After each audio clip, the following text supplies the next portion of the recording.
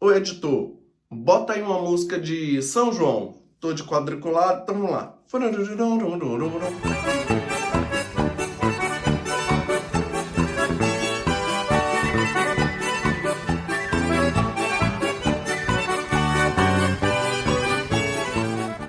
Editor, corta isso, pelo amor de Deus, passando vergonha aqui. Bem, pessoal, voltamos. Esse é o nosso último episódio dessa série, isso mesmo. Fala galera, beleza? Chegamos ao último vídeo dessa série, pessoal. Como eu entrei no Espiritismo, parte 5. Vocês já assistiram, têm comentado, têm participado com a gente. E vamos chegando ao desfecho dessa história que, na verdade, vai abrindo brechas para muitas outras. Hoje, a gente vai falar um pouco sobre como eu conheci o movimento espírita. Como é que eu conheci a Federação Espírita do Estado da Bahia e passei a descobrir que existiam outras casas espíritas. E melhor, essas casas espíritas existiam na mesma região desse centro espírita que eu comecei, o Centro Espírita Flor do Canteiro. Então, galera, vamos lá! Vocês já sabem, mas não custa repetir, pessoal. Aproveita que a gente está começando o vídeo agora, já se inscreve aqui embaixo, curte, comenta, compartilha.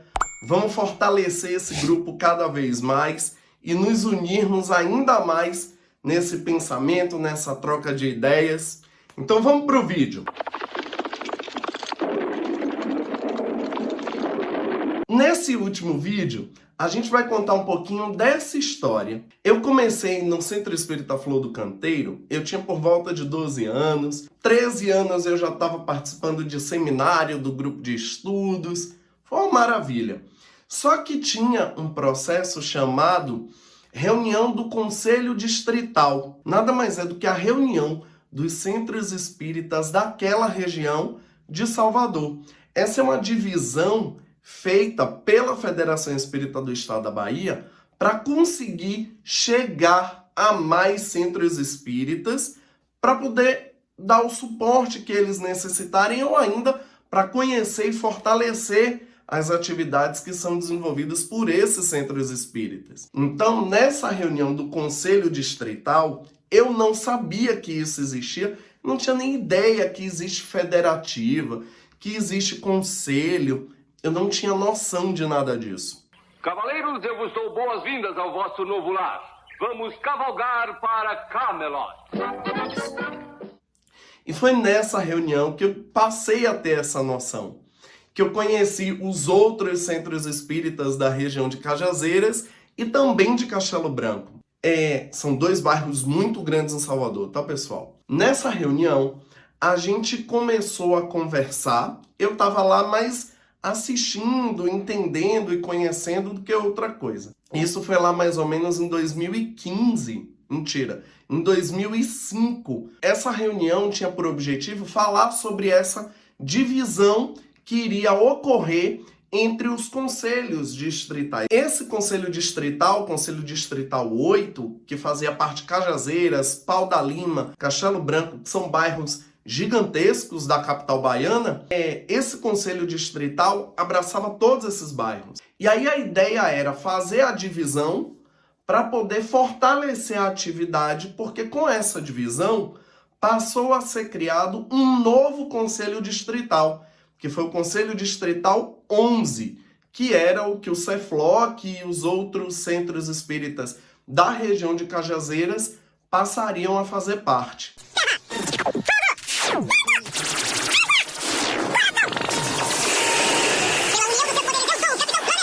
Esse foi um momento, assim, fantástico de eu poder ver aquele momento acontecendo. E por mais que pareça assim, mas dividiu, não fortaleceu, isso fragmentou o processo. Não, muito pelo contrário. O objetivo era de fortalecer e continua sendo sempre. Porque quando faz essas divisões todas dentro do movimento espírita, são com esse objetivo de auxiliar na evolução e no desenvolvimento das tarefas Dessa forma, você consegue aproximar mais os centros espíritas. E isso foi algo fantástico. E aí o legal dessa história é que eu, além de começar a conhecer que existiam outras casas espíritas, que existia um movimento federativo, eu passei a conhecer pessoas diferentes daquele círculo ali do Centro Espírita Flor do Canteiro, do CEFLOC, que foi onde eu comecei. Foi uma experiência fantástica nessa relação entre as pessoas. Gente, quando eu faço assim, vocês acham que eu estou olhando para alguma coisa no teto? Comentem aí embaixo, por favor, que até eu fiquei curioso agora porque eu olho para cima. Mas vamos lá. Então, todo esse processo serviu para despertar em mim algo que eu, talvez internamente, até já soubesse, mas no consciente, no racional, eu não tinha ideia daquilo tudo. E eu fiquei maravilhado com as inúmeras possibilidades que a doutrina espírita estava me apresentando naquele momento, com aquele encontro que durou uma tarde de um sábado. Nesse encontro, eu pude conhecer uma das pessoas mais engraçadas e fantásticas que eu já conheci dentro do movimento espírita, dentro do trabalho federativo. Foi Fernando. Fernando hoje atua lá na FEEB, na Federação Espírita do Estado da Bahia, mas na época, Fernando era coordenador do Conselho Distrital 8. E isso fez com que ele reunisse as casas espíritas para começar esse processo de fortalecimento da criação desse novo Conselho Distrital, o Conselho Distrital 11. E no primeiro impacto, na primeira visão de Fernando, eu olhava assim e dizia, esse cara é ranzinza, é mal-humorado, deve ser muito chato ele. E anos depois, a gente teve a oportunidade de conviver quase que diariamente na FEEB, nas atividades que a gente desenvolvia todos os dias, as atividades administrativas, as atividades na distribuidora, na livraria, na FEEB como um todo, mexendo no som. Nossa, muitas histórias legais a gente teve.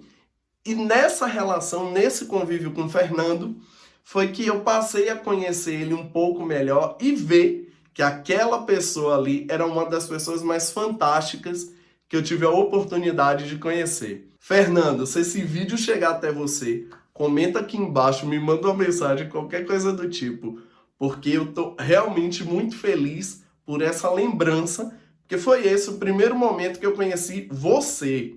Você é uma pessoa incrível. Dentro dessa história, gente, eu tô trazendo ela para vocês porque isso demonstra que eu comecei a expandir minha mentalidade, porque é importante que a gente conheça os locais. A gente pode ter um vínculo com a casa espírita, como eu vou ter para sempre com o CEFLOC, mas nem por isso a gente não pode deixar de contribuir com outras casas espíritas, com o próprio movimento espírita. Porque o movimento espírita nada mais é do que a reunião dos espíritas para fortalecer o espiritismo. Um espírito, assim, que a gente diga que teve um papel tão importante, tão impactante nesse processo, como o nosso querido Bezerra de Menezes, que já foi, inclusive, presidente da Federação Espírita Brasileira. Ai, gente, são muitas histórias legais. Mas eu queria contar isso para vocês porque esse processo foi o que me jogou. Disse assim, Eduardo, agora está na hora de conhecer outras coisas.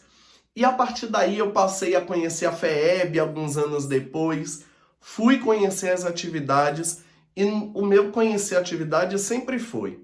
Conhece a atividade? Atividade legal, gostei. Então, como é que faz para participar? Sempre foi assim dentro do espiritismo, dentro do movimento espírita e na casa espírita. Eu sempre me interessei em como eu poderia contribuir com a casa espírita. E aí eu entrei na FEEB e eu vou contar para vocês um pouco sobre essa história da FEEB, porque isso começou a me fazer ter lembranças legais de lá e do tanto que eu aprendi lá dentro. E eu entrei na FEEB não pela área de infância e juventude, da evangelização, porque eu não tive essa experiência, eu não tive essa vivência de Juventude Espírita no Cefloc. E aí na FEEB eu entrei naquilo que eu tinha mais familiaridade, que era o atendimento fraterno, que era o passe, que eram grupos de estudo. E dentro do atendimento fraterno, que foi a área que eu fiquei por 4 anos dentro da FEEB atuando, eu atuei muito com a minha querida Isaurinha, outra pessoa fantástica e muito maravilhosa, uma pessoa muito acolhedora e que me ensinou muito. E através dela, eu conheci outras 2 pessoas muito fantásticas. Uma delas é Maria Euni, que é mãe da Miriam Duzi. Maria Euni era coordenadora nacional da área de atendimento fraterno. E Miriam era a coordenadora dentro da área da infância e juventude na Federação Espírita Brasileira.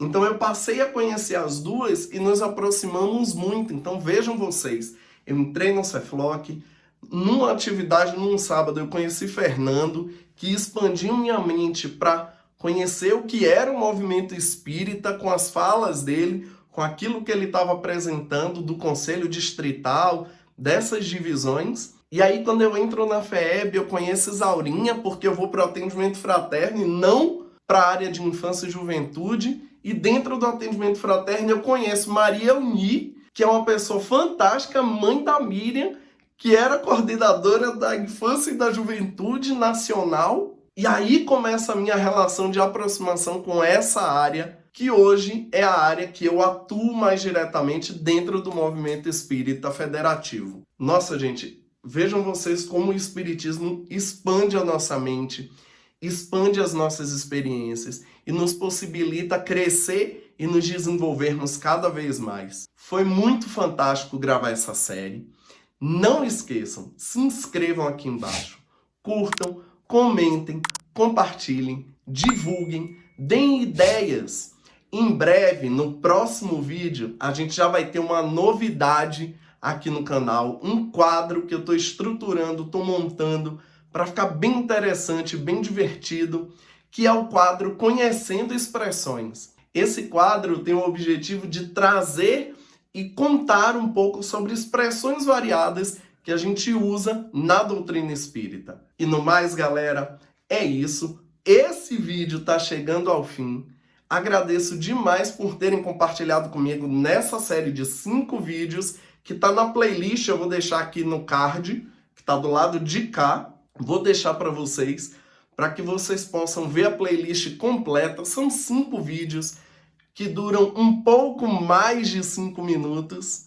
Então é isso, pessoal. E como eu tenho dito, benevolência, paciência e tolerância. Muito obrigado, gente. Um grande beijo para vocês. Que Jesus nos abençoe, nos guie, nos oriente e até o próximo vídeo. Tchau!